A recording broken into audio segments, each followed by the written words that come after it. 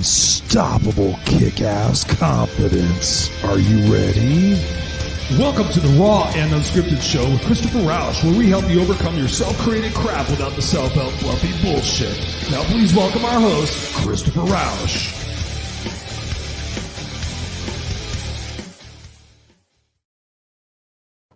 And please welcome our host, Christopher Rausch. What's going on, ladies and gentlemen? Welcome back to the Raw Unscripted show 2024. It is January 2nd, 2024. We are live on the video cast, and we are thankful for you guys joining us, whether you're live on the video cast, listening to us on the audio podcast, or watching us on a video cast replay. Thank you guys so much. Merry Happy New Year to you guys. I'm just super excited to be here with you.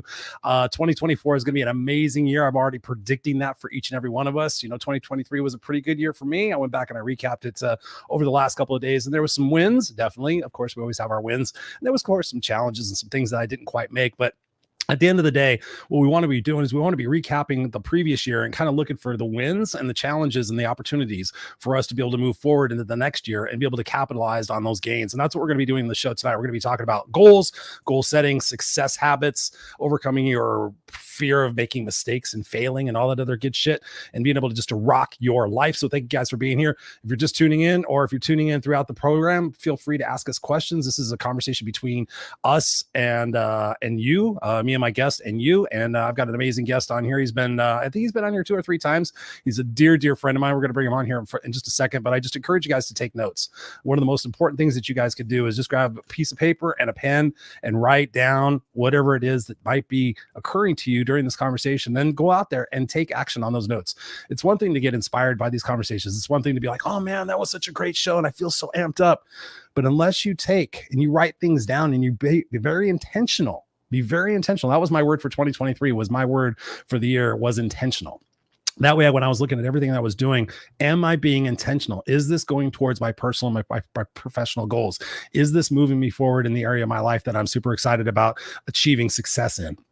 So oftentimes we're busy and we got all sorts of things to do, but are we really working hard? Are we working smart? And we're going to be talking about all sorts of those conversations tonight. So as you're going through and listening to this program tonight, we'd love for you to guys share this out, share it out on your social media, and let people know what it is about the program that you're digging and what it is that we can you can help them with, and share this shit out on social media. If you are new to the show, please visit rawandunscripted.com, rawandunscripted.com. Of course, you can find us on audio podcasts, wherever you get audio podcasts. You just go in there and you type in Raw and Unscripted, or you can even just type my name, Christopher Rausch, and you'll see Raw and Unscripted, and you also see my other show, which is the Unfiltered Experience. That is on Friday nights at 5 p.m. We're going to be bringing that bad boy back here in a couple of weeks.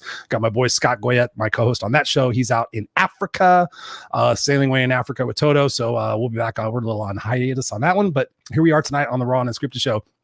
We'd love to hear your questions tonight on what it is perhaps that your challenges are when you get to the New Year's. Are you New Year's resolution type person? Are you somebody who just kind of flies by the seat of your pants and sees how's it goes? I've talked to people on both sides of the spectrum. Some people don't like resolutions. They think it's cliche. They don't think they work. I'm kind of a fan of setting yourself up for success. I'm a fan of writing things down. Truth be told, I got sticky notes in front of me. So I'm a fan of writing down my projects, my major projects for the year, putting them on sticky notes, and then putting to-do strategies underneath that. So as I'm going throughout my day, hey, you know, I got 20 minutes. I can work on the description for my new podcast. Hey, I got 20 minutes today. I can work on this for my business consulting or whatever it might be. Have your goals, have everything out in front of you, because that way you can make it top of mind. Like I have dry erase boards around me and everything else. I'm constantly generating ideas. I'm constantly executing on those ideas. And that's what we're going to talk about tonight. So I'm super excited to invite my guest on here. He's my brother from another mother. He is the author of the book, Monsters in My House. Monsters in My House. Yeah, it's a top one.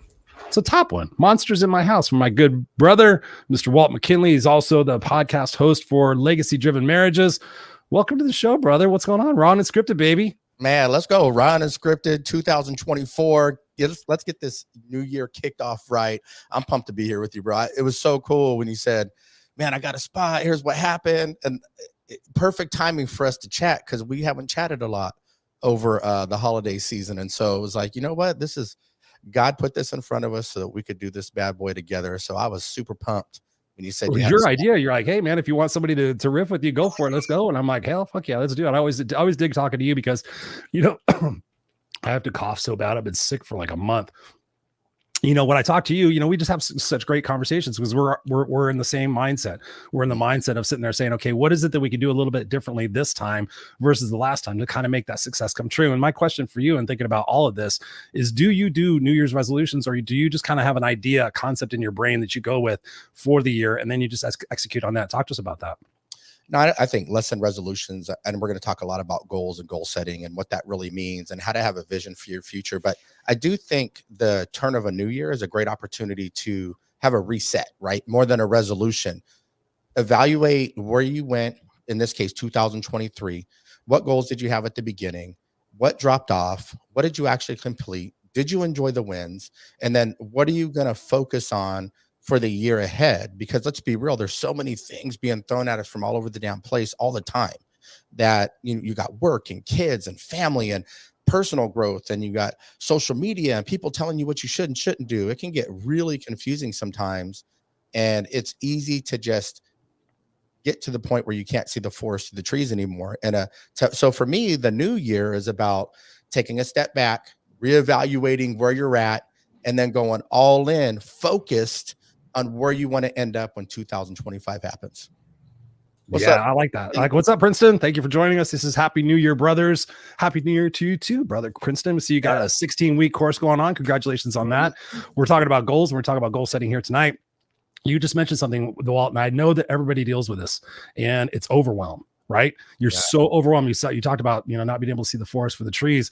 Talk to us about how we can address that, because so oftentimes we're so inundated in the things that we have to do. Oh, I have to do this, and I have to do this, and I have to do this. And one of the biggest things I hear as the no excuses coach is, Chris, I just don't have time. I'm too busy with this, and I'm too busy with that.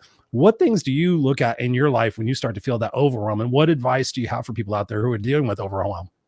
Yeah, it's prioritization. Number one, you have to be willing to have benchmarks in your journey of whatever it looks like in front of you to make sure that you haven't got too far off the trail. Even in corporate America, probably every quarter at least, I would have to pull all the leaders from different sites, a lot of it virtual with us at that point, and say, okay, we set out to accomplish A, B, and C.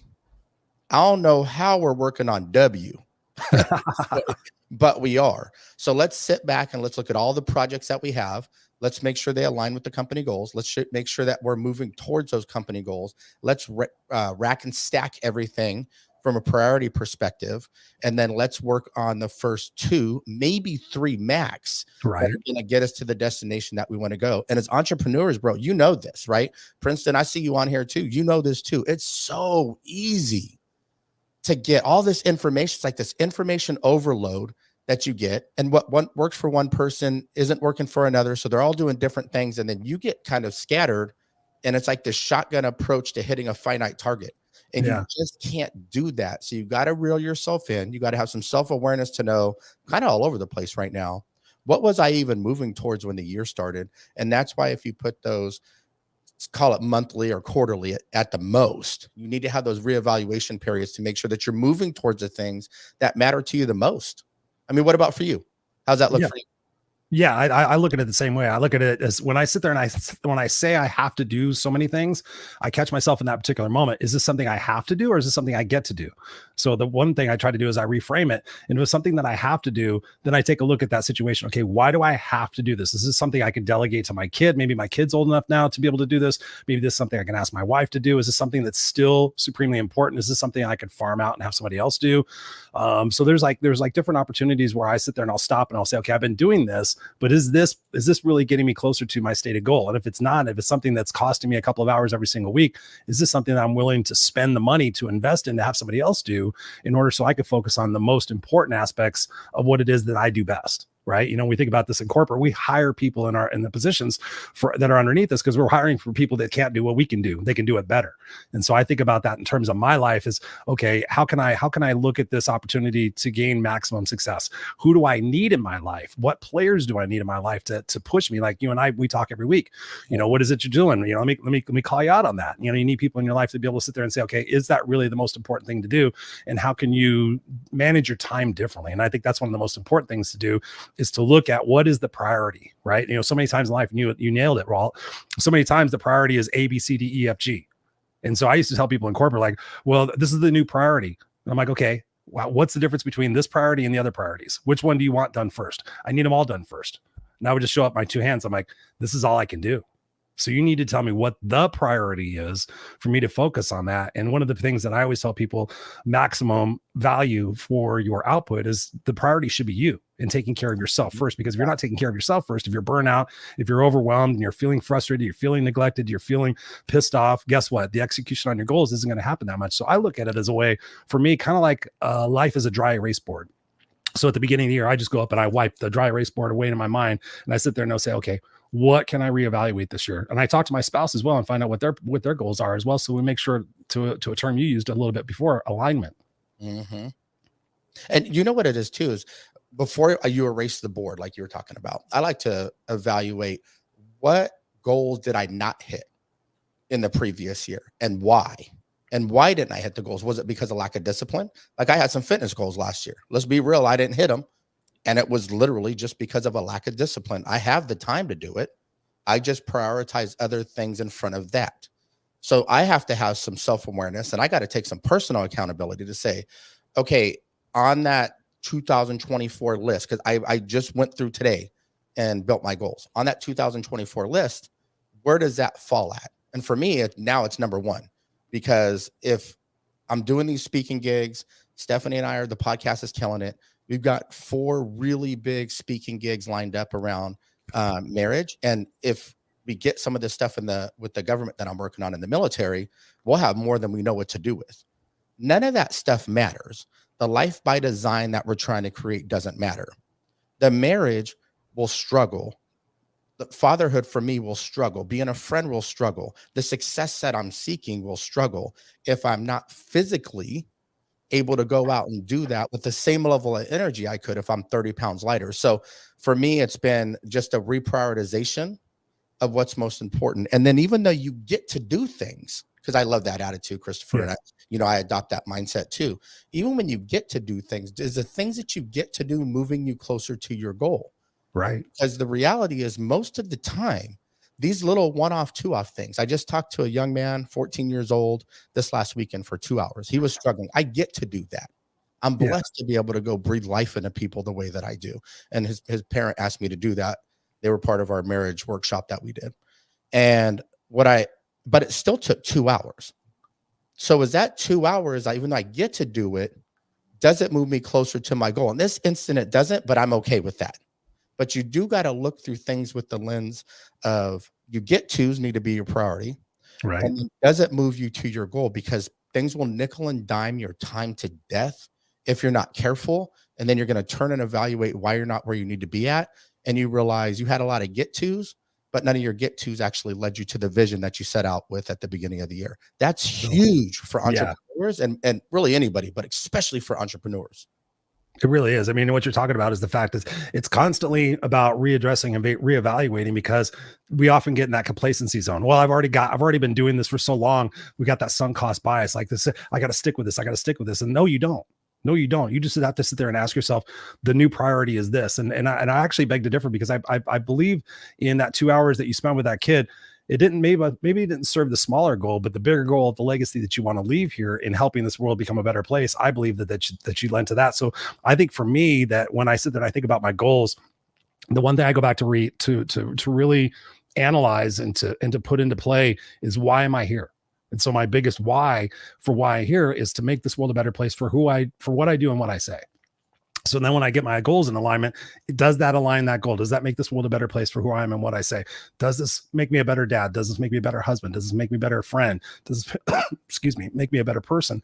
So when I re-identify with that major goal and I sit there and say, okay, has that changed? Has that shifted in the last couple of years? Obviously for me, number one is taking care of myself. Number two is taking care of my family. Number three is taking care of the rest of the world, trying to make this, a bad boy, a really good place for our kids and our kids to grow up. What do you think about that? Like really focusing on that one particular priority goal of why you're here, like being able to answer, does this lend to my why? Yes or no? Yeah. So the vision sets everything to me. And if you don't have vision, you can't build executable goals within your vision to get you to the grand scheme of where you ultimately want to go. So legacy-driven marriages is our podcast. That's our brand that we're building around helping people build extraordinary marriages. In my book, I say your history does not define your legacy. So to me, legacy is everything. Coming from a horrible example of what a legacy is to being and doing what I'm building now and building the legacy that I've already done. That is my guiding light for everything that I do. Now within that, I'll have subcategories that I'll break down. And you know, one thing that, because you talked about family, and I want to mention this for people listening, most people I know, they don't have any goals as a couple. They don't have any goals in their relationship. But what I've found in my life, bro, in good times and in bad, by the way, when my relationship's at an optimal level with my wife or significant other, your partner, whoever it is for you, when it's at an optimal level with my wife, the level that I achieve at outside the home, yes, astronomical compared to when we're struggling at home. And I'm struggling, and I might still achieve my goals, but they don't feel as good. They're not as high level as they could be. And I want people to really focus on making sure that their home life is right. That starts with you internally first, but then create those goals as a couple with your partner where you guys have a shared vision of what that is going to look like together. And Stephanie's working on her goals tonight. So tomorrow we're sitting and we're going to go over these goals together. So we'll have individual, super important, but we're also going to have couple goals. So for me, that's how you build legacy. That's how you build something that stands the test of time after you're gone. Because ultimately all you do is set the example for your kids by showing them how they should do it. Mm-hmm. It's true. And I love that, because when you're on the same page with somebody, you have those team goals that you should definitely have. That way you're on the same page. And that way you could discuss that with your partner and say, okay, here are some of my goals. What are your goals? That way I know how to support you. That way I know where you're coming from. If your whole thing is getting in better shape, I'm not going to walk in the door with a box of fucking Krispy Kremes and be like, hey babe, I got a snack. You know, I'm going to know better, because, you know, I know that you have that goal, and that, you know, what we can do to support one another in our goals. And like you said, you know, especially with being parents, what example are we setting for our kids? Yeah. And, you know, my son's 7, just turned 7. Yeah. And so I love sitting down with him and saying, okay, what my goals this year are, this, that, and the other thing. And I'll talk to him and I'm like, what goals do you have? And his goal is to get better at Minecraft. His goal. And I said, well, maybe you should have a goal of keeping your room cleaner, or making a goal to pay attention in class a little bit more. Let's prioritize those goals. Yeah. You know, Minecraft is important, but how about we prioritize keeping our room a little bit cleaner? We prioritize, you know, as he's getting older, we're giving him more responsibilities. And so we don't want to put it all on him. But I love what Princeton said here. He says, you know, 100%, it's all about the priorities. Yep. And I think that's really critical. But at the same time, it's about realizing what those priorities are. And as we get into those goal setting tactics, what are some of the most important factors for you in setting goals? What are, like, is it measurables? Is it having the big why? Is it being able to create the sub tasks right away? What is it for you that makes a really good goal? Always starts with the vision, dude. Even when I wrote my book, right? So there's this daunting goal of wanting to write 90,000 to 110,000 words, never having been an author before, and make it impactful where people believe that they can heal from the things that they've been through. But it started with, what do I want people to feel at the end of this? What's my vision for the end state? Then you can back into it. And I think where some people go wrong in this, in my opinion, is people just start to write down the executable parts of their goals, or their goals will be like mid-range. They're not strategic. In the military, it's like strategic, operational, tactical. Right. They're more operational, mid-level goals. They don't have the big vision for where they want to go. It's such a miss, because if you don't know where you're going, how do you even know how to build something that's going to get you there? But man, when you can take some time, and sometimes this is hard, to really sit and think and dream and ask yourself, what if my life went the exact direction I wanted it to go this year?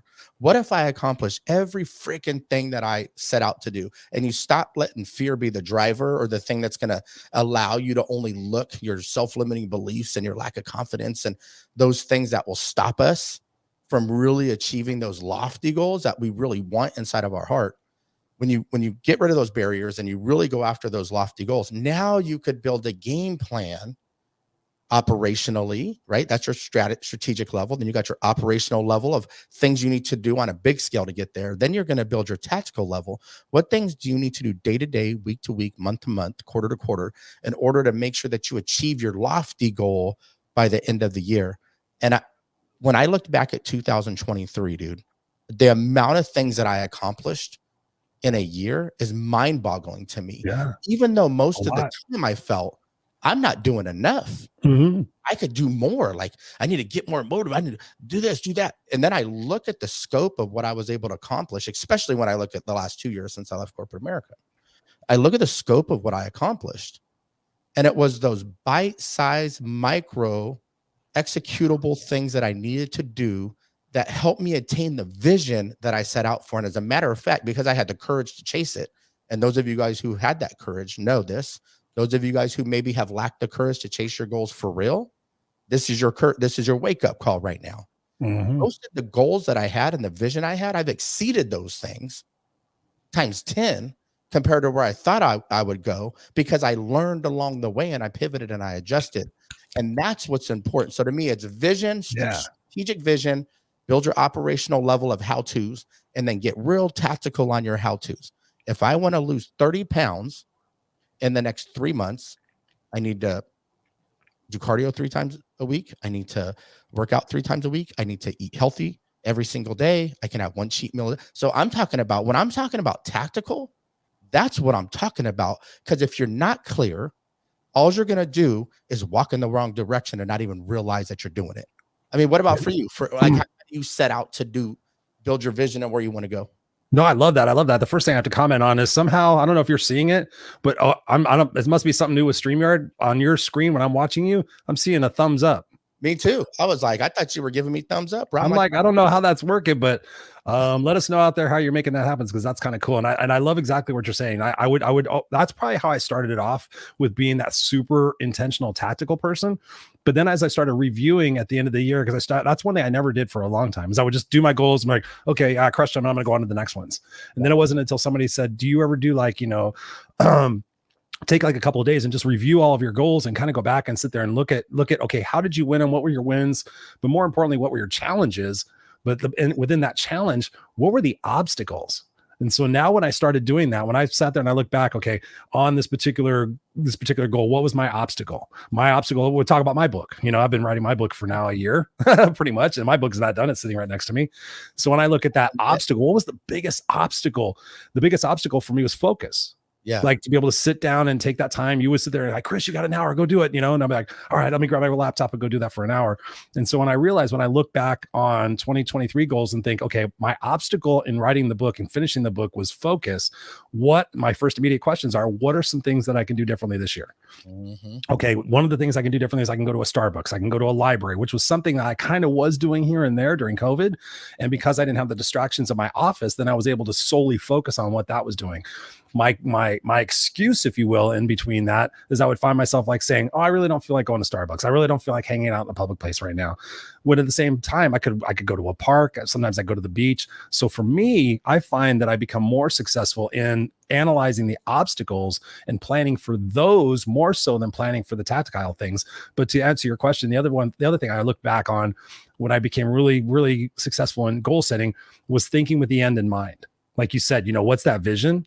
See it, feel it, touch it, dream it. So I really get into that mode where, okay, can I smell the air? I'm walking on stage. I can hear Highway to Hell from AC/DC. I can hear they're introducing Christopher Rausch, the host of the Raw Unscripted show, the No Excuses coach. And I can see it. I can feel it. I look out in the audience and all these people are like, yeah, fuck yeah, we're going. So when you put yourself in that place, your mind doesn't know real reality versus perceived reality, because we've all had bad dreams. We've all woken up in the middle of the night at 2:00 in the morning going, I was just running fucking backwards and my teeth were falling out, or whatever fucking, major bad dream we get. But the thing is we wake up, nothing has physically happened. Not a fucking thing has happened, but our mind created a movie, so much so that our body physically reacted to that. Mm-hmm. And so that is so powerful for me when I sit there and I think about the goals. Number one, what are the potential obstacles of that goal? But to your point is, how can I put myself into that place? How can I see that so that every morning when I wake up, part of my morning ritual is, as you know, I sit there and I say what I'm grateful for. I set my intentions. I say my I am statements. I am peace. I am love. Just to remind myself that anytime throughout the day where I get bitchy or anything else, Chris, you're love, you're peace. Yeah. You're not fucking crabby, pissy, reactionary, Chris. And so the fourth component to that is, can I take a few minutes and visualize myself with a couple of those biggest dreams every single day? And it may not be perfect, but at the end of the day, eventually we get to that goal and we walk out and we're like, why does this feel so familiar? It's because we've planted that impression in our mind. We've planned for our obstacles and we've gotten excited, that passion, that enthusiasm. I tell people all the time, if you're not excited, if it doesn't fucking get you up in the morning, then ask yourself, why am I doing that? Go back to that deeper meaning of why am I doing this? Am I doing this just to make money? Okay, what are other things that I could do to make money that'll make me happy? Because I've done that thing, and I know you've done that. We did that in the corporate world. We made six figures, made a ton of money, had all the stock options and buyouts and everything else. And guess what? Both you and I, in different respects, fucking crashed. Yeah. And when I looked at that crash, I was like, is this really worth it? The time away from my family, the stress of sitting in traffic, the dealing with the crap, or would I rather go and do my own dream and not regret that at the end of my journey? So that's kind of the way I look at it. I look at the obstacles. I look at the looking with the end and, thinking with the end in mind and working backwards and having that genuine enthusiasm, because life is short. I mean, it's one thing to make money. It's one thing to buy things, but I'm sure you'll agree. You've had this. I've talked to people who've made millions and billions. I've talked to rock stars and actresses and actors and all these beautiful people in the world. And they'll tell me, every single one will tell me, Chris, I thought the money, I thought the fame, I thought when I got there, then I would have all the answers. And you just have more money and more bullshit, but you don't have more answers. It's the mentality of, when this happens, then I'll feel. Exactly. And I find myself doing that too sometimes. I don't know if you do that, but every once in a while I'm like, oh, when I have this, then I'll feel relaxed. And I think that's bullshit. It's like, you can feel relaxed right now. Well, I mean, 100%. I mean, we're human beings. I did it in corporate America, crash and burn, like you talked about, had massive success there. And I was the most miserable that I've ever been. And I think but it was always, when I get to the next level, then I'm going to be okay. I'd get to the next level. I wouldn't even celebrate it. I would immediately turn, pivot, and say, how do I get to the next one? How do I get to the next one? How do I get to no matter what it was? And I think even in an entrepreneur journey, it's really easy to think that when I reach this level of success, when I do this, when I do that. But if you got to really bend. It's like, you got to have clear vision on what the dream is, on what the goal is. Because ultimately the goal looks like a dream initially. The vision is a dream of where you want to go. You have to be able to sit and think about it and look at it and then live it. And I don't mean buying things outside your mean to show it, make it almost like you're living it. No, I'm talking about when you're walking around, you're talking about it. You feel it. You talk it into reality. Somebody asks you, what do you do? What do you want to do? You're talking to them about it in a way that gets them excited almost, because you can see your vision so clear. And I feel like people are so afraid of what somebody else might think. Whether it's a family member, could be your spouse, bro. Yep. Could be your sibling, could be somebody you don't even know. They're so afraid of what somebody's going to think if they ever articulate what their actual dream is, that they live a life of regret because they've lived a life of fear. And I'll tell you, I've never regretted something that I went all out trying to chase down, even if I didn't get it. But I also know, I did legacy warrior stuff a lot. I've done a lot of speaking. We pivoted in January. I felt very called to start doing marriage stuff with Stephanie. We've been married this year, 25 years this year. And that doesn't come without its struggles. It was scary for me to say, I've got all this momentum. I've gotten some really amazing speaking gigs. You were rocking it fast. Lined up, like sold 3,000 copies of my book, like all these, bam, bam, bam, bam. And it was like small successes leading to huge wins, leading to me getting to this vision that I had built. To stop and literally start all over. That was scary as hell. But the vision that I felt God gave to me in that moment was to do what we're doing right now. And when we pivoted the podcast, we lost some listeners. Now we've gained that back plus some. Right. And now we've got 4 speaking gigs. Matter of fact, and right after Valentine's Day, a Fortune 500 company invited us to come do a 90-minute marriage workshop. And that's awesome. I get to do that from my office with Stephanie standing right next to me doing it, which is super cool. Just talking about the wisdom we've gained in a quarter of a century of living together and being married together. And so, but without my vision being clear of where we wanted to go, without me being willing to pivot on the vision based upon what I felt not because of fear of not achieving success with the other vision that I had, but it's just a slight pivot and an adjustment. We're still healing people from trauma, but we're preventing more trauma by keeping families together, right? The success we're starting to have is snowballing so fast. And part of the reason is because I've got 2 years of lessons learned that got us to the point of the pivot we made. And now the success is starting to come even faster. So everything is preparation for greatness. And you really got to follow the breadcrumbs that God is putting down in front of you and trust and surrender to his will and his timing, not yours. Because I'm like, all right, God, I told you 49% of the timing's yours and I'm keeping 51. Why ain't you making it what I want? Why not? I've got the vision. I'm doing the things. I'm doing all this. And then I can reflect back 6 months later when I look at goals maybe I didn't hit, or I look at things that have adjusted throughout the entire year. And I realize I wasn't ready for what I wanted. I had. Talk to me more about that. Go deeper on that, Walt, because I think that is so important. That's something that I've recognized in myself. And you and I've talked about this. It's like, maybe now is not the time. Maybe there's a couple more lessons that I need to learn. Maybe there's, and I said this, and I believe this wholeheartedly with all my heart. I tell myself this almost every day. Everything that has happened and everything that is happening is preparing me for what's next. And like, to your point, it's not on my timeline, but I know when it happens that the reward and the risk and everything else is going to be so much more worth it because of my patience, because I've stayed the course, because I didn't give up. God's honest truth, guys. I keep this in front of for those of you guys out listening to us on the audio podcast, I'm actually putting up a graphic that I keep in front of me. It's a 6x9 card that basically, if you've heard of the term 3 feet from gold, it says, you never know how close you are. Never give up on your dreams. And it basically depicts a guy who has picked his axe all the way to the diamonds, almost got there and hasn't quite achieved it. And then you got the other guy who's still going. But the one guy who's almost there has given up because he did not stay the course. And I think that's one of the most invaluable aspects of this conversation that we're having here tonight, guys, is what you just said, Walt, is that consistency, even when we've been beaten down, to be able to stay the course, but yet, like you said, also pivot. Talk to us a little bit about that, that pivoting aspect. So many people are so bought on, okay, I've told people this, or I've said I'm going to do this. Talk to us about that pivoting point, because I've realized I was not that pivot person. I was like, okay, this is what I said I was going to do. I mapped it all out. I'm going to stick to it and I'm going to be successful. Talk to us about pivoting. Yeah, it doesn't matter in the military, in corporate America, or in entrepreneurship. I see so many people, and I've done it too. You get married to this idea and this grandiose vision of where you wanted to go, and you're chasing it and you're doing all the things and you're being consistent and you're having discipline. Maybe when you don't want to show up and do something, you're still there, but it's like the secret sauce hasn't really happened for you. Like the results haven't really happened for you. Sometimes it's because you're so married to your ideas. It's a blind spot. You don't even see that it is because you're so focused on where you're supposed to go. And I will tell you, because I was in the Navy for 20 years, there's something called waypoints. So the Navy, when you're on a ship, it'll map out, basically dots on a radar, right? It'll map out where you're supposed to go.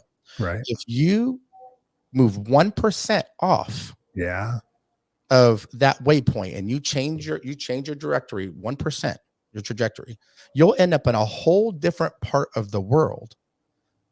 But that could be the part that you were always meant to be in. And sometimes what you're pivoting from is a thing you needed to do first to grow the most, to prepare you for what you actually just moved into, which is going to be your winning season. And that takes trust.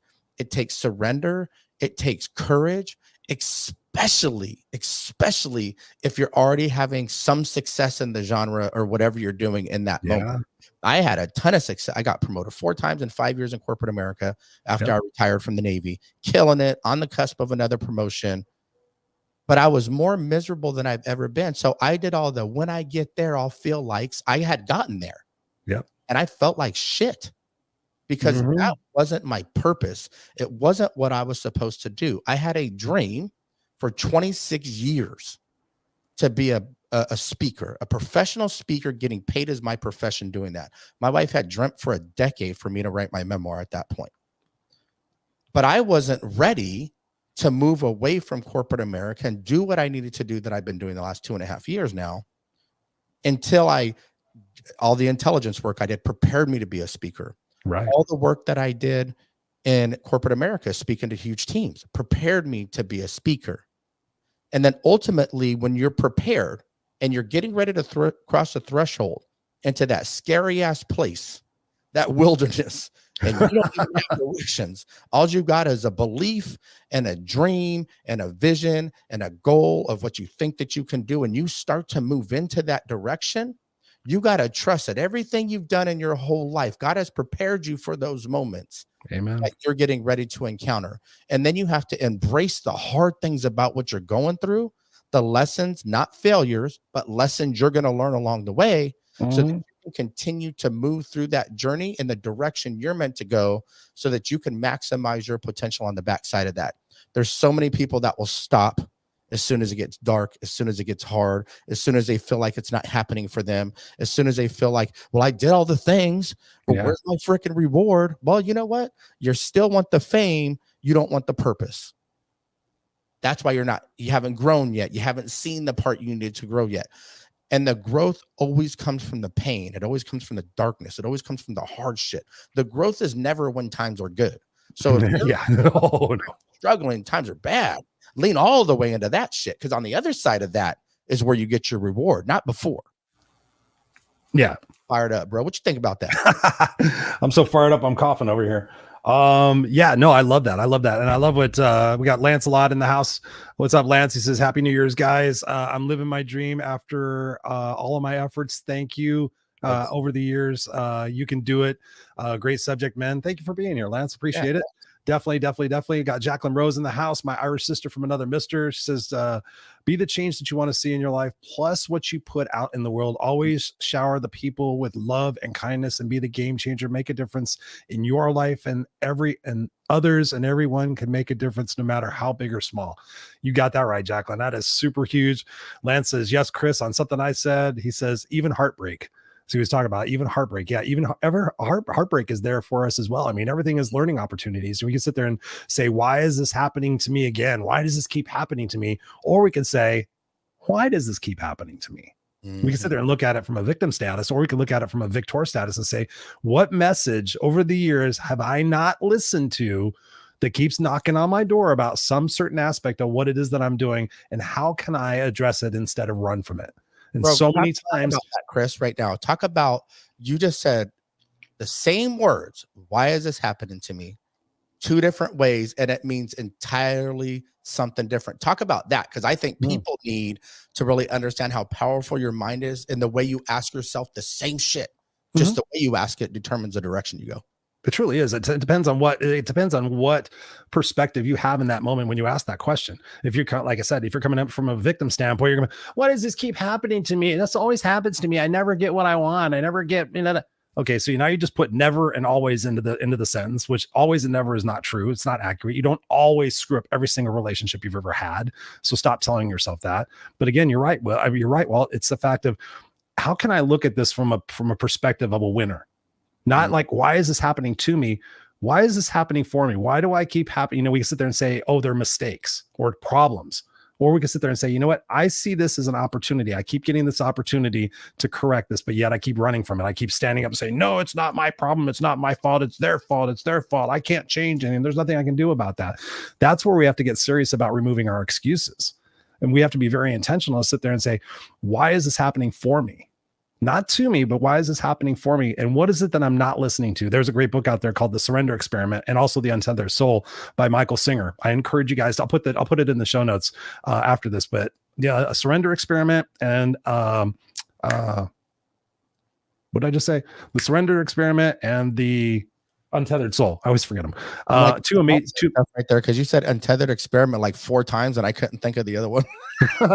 The Surrender Experiment and The Untethered Soul. Yeah, by Michael Singer. You guys check it out, because in that book it teaches us the fact that it takes time. It takes time, and what he has said, that he didn't force anything in his life. If something showed up, if an opportunity showed up, he went with it because he felt like that was God's source universe calling and saying, hey, you may have this idea. He said he wanted to become a macroeconomics professor. And then he got into meditating. And he said, then all he ever wanted to do was meditate. But because he had that sunk cost bias, well, I said I was going to be a microeconomics professor, so I need to do that. But all these other things kept coming up in his life. And he's like, well, what would happen if I just started saying yes? And what would happen? So he said yes to everything. So he said yes to meditation, and he said yes to creating a retreat experience on his property. And he physically started building cabins. And then from the cabins, he created this little business. And from the business, he needed software that he didn't have. So he started creating the software. And so then he all of a sudden, fast forward, he created a software company. He wanted to become a macroeconomics professor. He wound up creating a software company, making millions and millions and millions of dollars. And he's like, I made it. And then guess what? Security and Exchange Commission came in And because he was the boss, he had to go through all of this, interrogation. There was people that were stealing money from the inside. So there was all this stuff going on. And in the book, he's talking about, I didn't want this. He goes, I just wanted to sit out in the woods and be a granola crunching hippie. He goes, but here I've got this things going on and I'm asking why me? Again, why not me? Because I've created these things, because it ultimately got him to the point, Walt, and this is for everybody out there listening to this, is he wrote the book, The Untethered Soul. He wrote the book, The Surrender Experiment. That was what he was supposed to do. He needed to go through all of those experiences to ultimately write these books. That one of those books wound up in Oprah Winfrey's hands. And Oprah said, hey, ladies and gentlemen, you guys should check this shit out. And then he became an overnight success and he got to do what he really wanted to do, which is help change the world. Yeah, so I think that's important. And it's funny because I know you've talked about it. Yeah, I'm a 10-year overnight success before. Yeah, exactly. Because people see that. They see the quote unquote overnight success. And then they think they're going to do that, or I can never do that.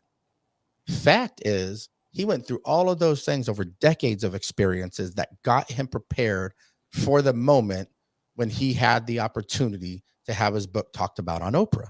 Yes. And that's what we got to trust in the process is if we're not having the success we want, whatever arena that we're in, start taking a look at what lessons haven't you learned and how can you continue to make incremental improvements in who you are in those moments. And we talked about the way you asked those words that you talked about before. Right. I want everybody to think to themselves, I want you to start asking yourself, what if, but in a different way. So every single time we make a decision on anything, I don't care what it is, we do ask what if. Right. Most of the time as human beings, we're programmed to think about the negative. That's kind of where our head goes. We think, what if? What if I give this person my heart and they break it? What if I go for that promotion and I get shot down? What if I leave corporate America and I'm broke? What if I write this book and do my book launch and nobody shows up to the book launch? What if? I want you to picture two roads you have a choice to go down in 2024. On the left side is this what if way I'm talking about, asking questions to yourself. On that side, you will not take action. Fear will stop you from taking action. You will get zero results with whatever it is that you're trying to attain, or you'll be half in and you'll get half-assed results. Because you don't get results, you won't grow belief that if you continue down the path, you're going to get the results you want. So you're going to end up living in quiet desperation and regret, and you're never going to achieve what you're actually capable of achieving. But when you're at that fork in the road and you can ask yourself that what if question and you think, what if I gave this person my heart and they were my soulmate? I spent the rest of my life extraordinarily happy with them. What if I went for the promotion and they already had me ready? They were just waiting to make sure that I was ready. What if I left corporate America and I became a professional speaker who's managed to not get a corporate paycheck in 2 years and still been doing pretty damn good for his family? Yeah. What if I write this book and it ends up being a #1 bestseller and I sold 3,000 copies and done all these things, right? What if I start this podcast with my wife and it becomes a top 5% global podcast? And now we've got paid speaking engagements and we're hosting conferences and workshops around how to build powerful marriages. What if? It becomes so much more fun that way. Oh, bro. And the joy that you're going to capture in your life that you're denying yourself from by asking the negative what if way is crazy. It will change your life overnight and all your relationships on top of it. Like this freedom you will unlock inside yourself. Because what happens is when you can ask what if, you're going to take action, some scary ass action that other people don't have the courage to take. When you can ask what if, you're going to take the action. And guess what happens when you start taking real action, like all in action? When you really start chasing it down, you start getting the results that you've wanted. When you get the results, your belief increases because now you're getting the results and you can see the fruits of your labor. Then you'll take more action. You'll get more results. You'll increase more belief. All builds on itself. Belief is the most powerful human emotion we can have. Belief will make you run through walls that you would never run through otherwise. Belief is so powerful. And the only way to get that is by taking action and getting some results. And that is no shit like adding rocket fuel to your life. Your life will take off and you will achieve more than you ever even thought possible for yourself. Because when you haven't achieved those things yet, sometimes it's hard to get the big vision. your vision will morph and change as you continue to get those results and that belief increases, and you will really max out your potential in your life. And you said the word at the beginning, bro, legacy. You want to leave a legacy? That's how you go about doing it. No, it's true. It's true. But and then the one thing I really want to capitalize on in this conversation, we haven't really talked too much about it, is the fear. Like, well, I've tried that before and I made the mistake. Or what if, like you said, that what if we go to the negative and stuff like that? The fear, the false expectation appearing real is also the opportunity to face everything and rise. And I look at fear as the opportunity for me to shift that into excitement, right? And I think you and I have talked about this. You know, we're standing in line at Six Flags Magic Mountain. We're at Colossus, the biggest roller coaster at the time. The people in front of me, super excited. Oh my God, it's gonna be so much fun. We got to put our hands up, and man, it's gonna be so fast. I can't wait to go down this. And The people behind me, oh my God, what if the mechanic didn't show up at work today? What if we go flying out? You know, what if I throw up? What if this? What if this? I'm like, you got excitement in the front, you got fear in the back. It's the same situation. That was so profound for me, Walt, is to sit there and define that excitement to be alive, right? We're not here to exist. You've mentioned a few times regrets. You know, I've quoted the book 10 billion times, The 5 Regrets of the Dying. The number one regret of the dying, ladies and gentlemen, is that you lived the life you thought you were supposed to live, not the life that you wanted to live. And so when you think about that, you know, how is it that I can change my perspective to be excited about perhaps making a mistake, perhaps making a failure, because it really isn't a failure or a mistake. It's a learning opportunity. And as, like you said so perfectly, I tell people to fail your way to success. When people ask me, well, how did you go from being that 7th grade homeless dropout, lived in the backseat of a station wagon, blah, blah, blah, all those terrible, how did you go through all those terrible things and yet have this amazing life that you have right now? Number one, I never stopped. Number two, I never gave myself excuses. Number three, I just took that imperfect action every single fucking day. I had no idea what I was doing, scared shitless of what I was doing.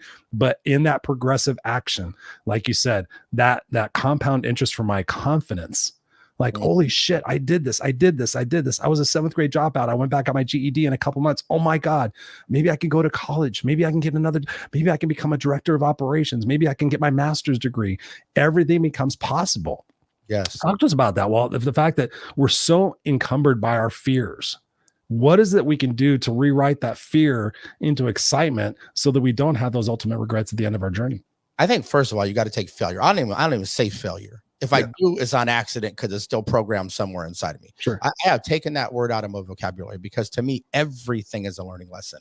And you know what's funny is I remember when my daughter, she was barely old enough to ride this big ass roller coaster. I mean, shock, like her head, like might have had to get her on her tippy toes to get on. I didn't do that because I'm a safe parent, but you guys know what I mean. So she, we're in stretch it out, girl. We're going. She's like, can we sit in the middle, Dad? And I'm like, hell no, we got to sit in the front. Come on, if you're gonna do it, let's do it right. And so we're waiting, and she's hearing other people get kind of scared, so she's getting kind of nervous and scared, like, oh, I'm scared, Dad, I'm scared. And I was like, baby, I'm telling you, when it's done, you're going to be so exhilarated. You're going to be so excited. Just trust me, trust Dad, right? I've been on these before. And that's why people like me and you talk. That's why people like I saw Scott on here. I saw Princeton on here, right? That's why there's plenty of examples of people before you who've done what you're trying to do, maybe in a little bit of a different way, but who've ran through the fear. So my daughter, we get on, she gets strapped in. She's like grabbing my arm. She's all tiny, you know, like grabbing my arm all tight, like squeezing it all tight. And take off on the roller coaster. She's, you know, death grip, boa constrictor on my arm. We finished the ride. Now that was scary as hell for her. That ride was. She jumped off that. She's like, "That's awesome!" Yeah, she's like super exhilarated, and she's all pumped, and she's like, "Yeah!" And we got this beautiful picture of her walking off this roller coaster. And she's got this backpack that's like the size of her on, and she's got this grin. Like this is 10,000 megawatt grin. And that's what running through fear looks like once you get to the other side. See, now she felt okay enough to do it anyway, because I was on the roller coaster with her and she knew I had been on some roller coasters already. So if you're out there listening and you're finding inspiration out of this talk, know that the only thing difference between Chris and I and you, if you haven't ran through the fear, is the choice we made to do it scared and do it anyway. Yep. As we believed on the other side of that scary moment, that scary decision we're going to make, the fear of failure, the lack of self-confidence, feeling like you're not worthy, whatever the hell it is, right? This bullshit program that you had put inside of you growing up in these life experiences. We, just like us, we've known, how do I go from a 7th grade dropout to being super successful like you did, Chris, because you just did it. Yep. That's it. That's it. Just didn't stop. And then take action and start moving forward. As you move forward, you'll pivot, you'll adjust, you'll figure out what your vision looks like, you'll refine, but you're never going to have success standing in the same space. And people got the choice right now. It's the beginning of 2024. That's what resolutions are for. That's what, a chance to recall where you were at last year and like what paralyzed you, what stopped you, what's keeping you from moving forward and saying, you know what, I'm never going to allow that shit to happen to me again. I will never allow fear to paralyze me. And the book you talked about, I'm going to just start saying yes. And I'm going to take some action and I'm going to have some damn rocket fuel in my life and I'm going to go for it. And because there's no such thing as failure, you're either going to learn something that's going to help you get where you need to get as you continue to take the action, or you're going to attain greatness beyond what you even thought possible because you had the courage to make the choice to even do something in the first place, when most everybody else will still be at the same damn place at the beginning of 2025, talking about why me and bitching and complaining about how their life sucks. Don't be the one that talks about how amazing life is and come on Chris's show and give them some examples of how they can get there too, just like maybe you're doing right now. Yeah. I mean, it's so true. Well, I mean, we get the time either way if we're blessed. We get the time either way. And so I tell people to look at it from the long haul standpoint. It's not going to happen overnight. There's so many people out there that want the Amazon experience or the microwave experience. They want it overnight. Like, I've been doing this for 3 years. It's like, well, I know people that have been doing this for 10 years and still barely broke success. I mean, if anybody knows out there who Lewis Howes is, I mean, a lot of people know who he is now, but he did his podcast for 10 years. I've been doing this podcast will be 4 years this month, actually, January, I think 19th, I started it in 2019. So now it's going to be 4 years. Yeah. I mean, it's doing great. It's in the top 10% now of podcasts globally. I'm trying to catch up to you, but but I also have to remember Rome wasn't built in a day. But am I enjoying the journey? Am I Joe Rogan? No, I'm not Joe Rogan by any stretch of the means. Am I Lewis Howes? No, but I'm at my 3-4 year mark. And am I enjoying the journey? Am I making a difference? Am I meeting a lot of great people? Can I foresee down the road that all of this is building up to the experience of potentially having a television talk show where I've spent 5 or 6 years staring into a camera for all this time. And all of a sudden somebody at CBS goes, we like that guy. He would be a great morning show host. For CBS Good Morning or something. I don't fucking know.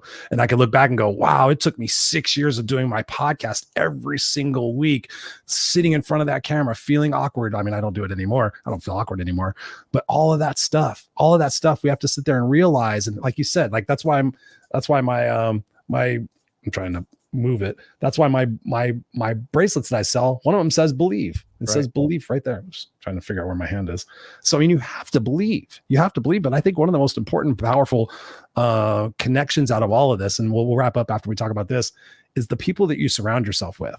Like you said it before, like, people sit there and say, oh, that's a stupid goal. I had people telling me that before, like, oh, why are you going to do that? That's so stupid, Chris. Are you trying to do it to be famous and to all this different stuff? And so when I found that I wished those people well, after I explained to them my vision, and I realized that they just wanted to stay complacent. They didn't want me to go rise out of my mediocrity because it would remind them exactly what it is that they're not doing it.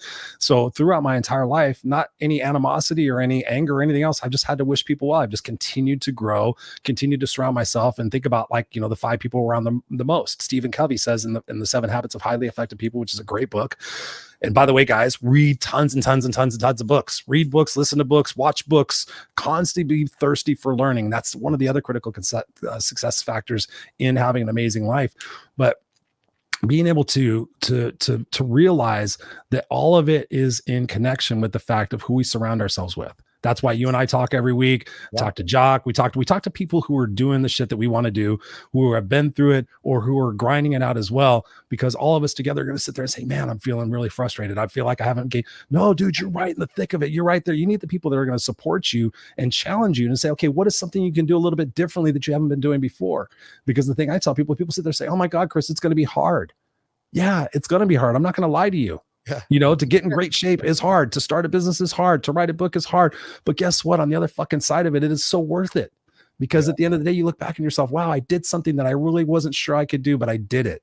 And to that point, who is it that I can infect next? Because the hero's journey is the hero's journey. Joseph Campbell, right? Guys, if you go on YouTube and you type in Finding Joe, the Joseph Campbell story, it talks about the fact that all of us Like we watch these movies and we're rooting for the people to come back and be successful and to come back home and tell everybody how it was. That's the whole hero's journey. That's the thing that we have to get through. That's the thing we have to get excited about, is to sit there and say, okay, well, we're going through that shit, or we're going through the muck where we want to give up and we're so frustrated, we're tired, and we just want it to happen. Asking ourselves that question, what am I supposed to be learning from this? Going back to our original discussion earlier, is this happening to me or is this happening for me? What am I supposed to be learning from this? Because obviously this is a lesson that keeps reoccurring in my life, or this is a lesson that's happening now in my life. I could choose to run away from it. I could choose to point fingers and blame on it, or I could sit there and accept that, that R word, responsibility, and sit there and address it, go through that tough shit and get on the other side of it and go, wow, I'm glad I didn't run away from that. I mean, have you had those experiences in your life, where you've wanted to run, but you've realized that when you started surrounding yourself with those people that were brighter and smarter than you, that pushed you, that your results started to change? Yeah, I think, I grew up with a lot of trauma in my childhood. And so I think the first time when I joined the Navy was some of my first male mentors that I had ever had in my life at that point. People who saw the best version of me when I didn't even see it in myself.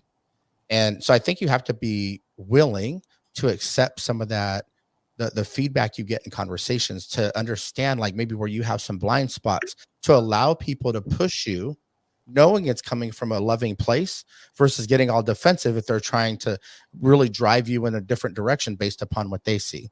And it's so cool because, Chris, you talk about it. We talk a lot.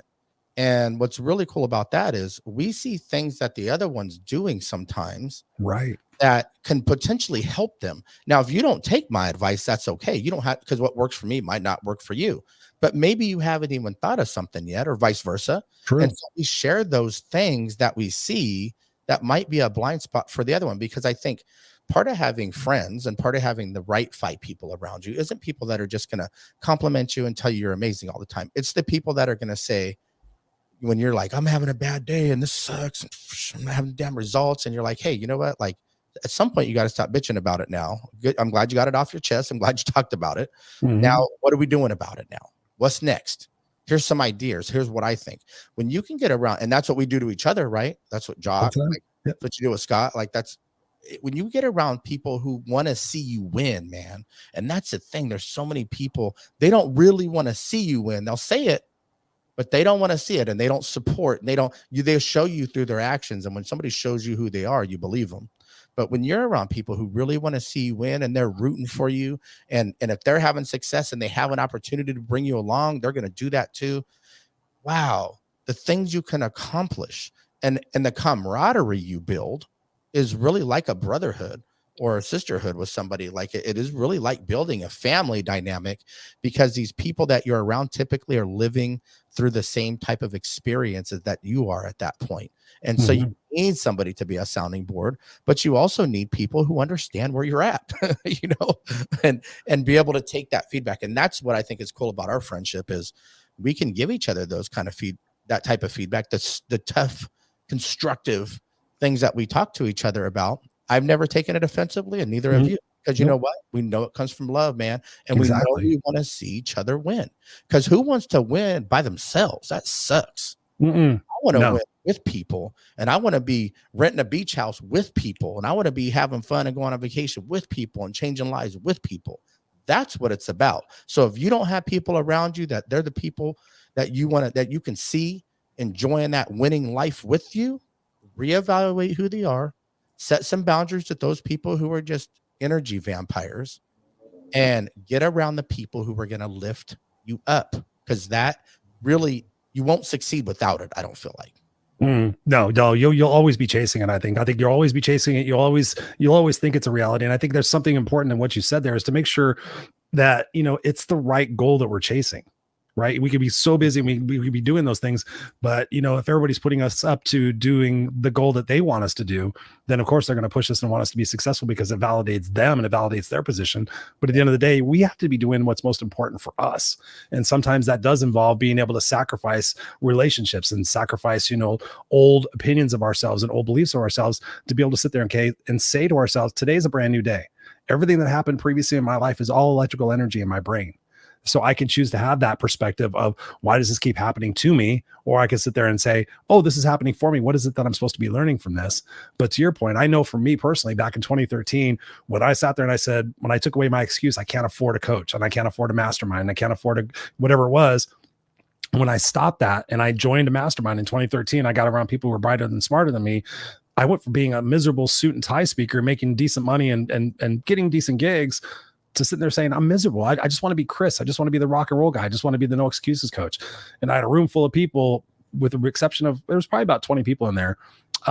With the exception of about 2, everybody said, Chris, go for your dreams. A few people said, well, you're already successful and do this right now and cut your teeth. And then you can be able to switch your brand later on. But most people were sitting there saying, Chris, go for it. There's nobody out there like you. And when you have people like there saying, hey, it's not going to be easy, you're going against the grain, but we're here to support you. That's pretty incredible. That investment and that continued investment that I made over my life with coaches and support groups and accountability partners like yourself has been instrumental, monumental in the fact of me leaving that corporate job in 2019, of me starting this business and actually been doing it as a side hustle for over 20 years. My fear was that it was the preconception, I guess, the dream wasn't going to match the reality. So as long as I kept trying to go for it, then I was never disappointed. Have you ever had that situation? That disappointment? Like, just doing things just enough not to be disappointed, but enough to know that you're still trying to do it, I guess, in a way. I think for most things, because of where I came from, if I'm in, I'm in. And what's funny is Stephanie had been begging me to write my memoir for a decade, and I just didn't do it because I said I can't dedicate the time to it. I just know it's not going to get where I want it to go. Even though I wanted to do it to help people and I wanted to be a speaker, I played it safe, I guess. I played it safe and just kept working in corporate, kept making the money. I retired from the Navy, did all those things. I knew if I was going to go all in on something that I felt like was like my life's purpose, I had to leave corporate and I had to go all in. So we saved money. It was a plan, right? Save money. We didn't think it happened as soon as it did. I thought it was going to be 55, not 44. But I'm blessed enough to have retired at 44. And because I went all in on this, I wouldn't have been able to finish the book. I wouldn't have got the speaking gigs that I did. I wouldn't have had the flexibility to get them. I wouldn't have built a website where people found me that I never even met, that God put in my path, that paid me some huge speaking fees and paid for my travel across the country and all this other stuff that I had never even met. But I got action because I didn't just try to do it. I got results because I went all in. And I believed if I went all in, I would get the results I was looking for. And it, by the way, it didn't mean it doesn't ebb and flow and it's not still in God's timing. But man, you can't try. You can't try because trying gives you an escape route. Yes. Oh, I'm so glad you said that. Trying is bullshit. Including like the people you keep in your circle. People are there for a reason, a season, or a lifetime. Stop hanging on to the reason or season people, trying to make them a lifetime person when they're not meant to be in your life for that long. They were meant to be in there to teach you the lesson, to help you grow, to help you learn how to set boundaries, whatever it was that person was in your life for. Just move on and don't think about what coulda, shoulda, woulda been and live in that regret or like try to make control it. They just weren't meant to be there for a lifetime. And you know what? That's okay. That's okay. So I segued a little bit from there, but yeah, I'm a firm believer. I don't really try. If I'm in, I'm in. And I'll give a quick example of this. I know we're running out of time a little bit. I applied for an officer program when I was in the Navy after 6 years in the Navy. I got it. I was less than a 2% selection ratio, and I was selected. I just been junior sailor of the year in the Navy. Wow. The Navy disqualified me because I had asthma. They said I wasn't worldwide deployable, but I was stationed in Japan at the time. So I'm like, I'm about as worldwide as you can get. And they said, well, not as an officer. I wasn't ready yet. It wasn't my time yet. At 10 years, 9/11 happened. The Navy was plussing up instead of downsizing at that point. I applied one more time. I finished my degree. I had an incredible boss, one of my lifetime mentors. He reinvigorated me for like what could be. I had this goal that I used to have that I got rid of, that I'm like, I still want to achieve this goal in my heart. And I was sailor of the year at that point in the Navy. And I was one of over 200 applicants accepted into this program. Wow. But I still attained that goal because of my work ethic never suffered, the consistency in who I was, my integrity never suffered, my courage never suffered. So when the opportunity arose again, I was prepared and ready to go slam dunk it this time instead of stumbling out the gates. So just because you don't achieve right now doesn't mean you're not going to achieve later. What do you need to grow with? Don't sacrifice your integrity. Be all in on what that goal still looks like and trust the process, because God knew it wasn't my time when I thought it was. He knew when my time was. And let me tell you, I was a much better naval officer and leader because I had some really great leaders in between those 4 years when I was disqualified for asthma, and then when I got accepted to the officer program again. And I was a better person because of being around those people too. So that whole disappointment, I didn't sacrifice. I still kicked ass at my job because that's who I was. But I had some amazing mentors in between that time that got me prepared to really step into my greatness in a different way. So if you're in that slow season, if you're in that winter season, if you're in that season when you don't see that things are going to get better, just keep taking the steps, getting 1% better every day, and trusting the process, and know that your time will come only if you continue to take the action to get there. And 2025 is on its way already, guys. It'll be here before we know it. Are you going to live with regret? Or are you going to be excited about how you kicked ass throughout the entire year? Exactly. And it's that point. The thing I want to end with here in just a second is the fact that everybody out there, you guys, stop playing the someday game. There is no someday on a calendar. Go look on a calendar. There is no someday. So stop saying, oh, someday when this and someday when that, then I'll just stop it. Just stop it. Eliminate always, never, and try from your vocabulary. Get dirty, get busy, get consistent, get steady. And it's pretty fucking amazing what it is that you can accomplish. I mean, Walt and I could sit here and go on for hours and hours and hours and talk about all the different ups and downs and trials and tribulations of our life. But I believe in this hour, we've given you massive value for your opportunity. So I hope you guys have been taking notes, writing notes, and taking strategies and thinking about this. Go back and listen to this again. If you're just tuning into this, make sure you go back to the beginning of this, because we've been fired up throughout this entire conversation. Mr. Walt, where can people get your book? Where can people learn more about you? Tell us about your podcast, Legacy Driven Marriages. Tell people what they can get with Walt McKinley. Oh man. Okay. So the priority right now is you go to legacydrivenmarriages.com. You can sign up for our weekly newsletter where we give you, it's my wife and I that we host together. So you get the feminine and the masculine perspective of what 25 years of marriage looks like, all the struggles, the goodness, and the others in there. All with the goal of creating legacy-driven marriages where people really do elevate not only themselves in their life today, but they elevate their families in the process. So, or we're on every single major podcasting network, including YouTube, at Legacy-Driven Marriages. We're not hard to find. I'd love for you to go check us out there.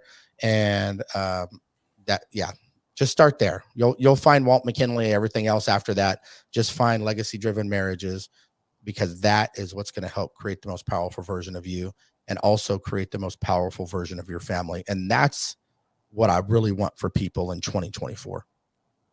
Yeah, it's massive. And they could also go to IG, find you on Legacy Driven Marriages there as well. Legacy Driven Marriages everywhere, guys. The podcast, go check it out. Connect with Mr. Walt on Facebook. He's got a great Facebook group out there. So connect with him. And obviously he's a man about talent. He's a man about conviction and passion. And it's just been a great conversation, dude. I could sit here and talk to you. You know, we talk every week. We talk all sorts of times. You know, we could sit there and keep it going, but I want to respect your time. I want to respect your time. What was that? I said, we just talked for an hour earlier. I know. But man, this has been great. Thank you for spending your time with me. I know that my previous guest had to reschedule, and you dropped in at a moment's notice. So thank you. I always dig talking to you because, you know, we're brothers from other mothers, and we're living examples of what is possible. And so thank you, brother, for being here. I'm going to put you backstage. Don't go anywhere for a second so I can still talk to you for a minute, but I'm just going to end out the show here for a second. Love you, brother. And there you have it, ladies and gentlemen. Lancelot, thank you for being here, brother. I appreciate you. He says, amen. What's up? Says, oh yeah, Chris, appreciate it. Says, nailed it, Walt. Appreciate you guys. Make sure you go out there and share this episode out and say, hey, listen, I was listening to this Raw Unscripted show and Walt came and talked about this, or Chris talked about this.